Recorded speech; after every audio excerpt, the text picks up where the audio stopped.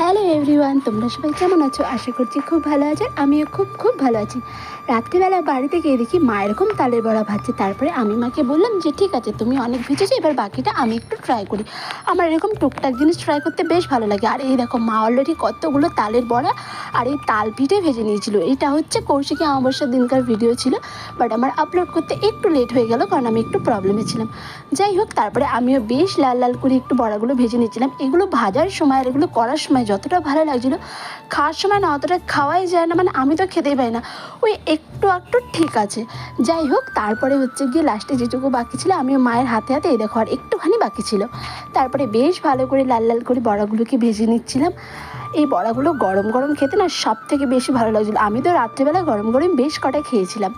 যাই হোক, তারপরে লুচি ভাজা কমপ্লিট হয়ে যাওয়ার পরে ভেজে নিচ্ছিলাম লুচি, যেহেতু আজকে রাতে কোনো ভাত খাবো না তাই। আর আমার তো পছন্দের জিনিস লুচি, সেটার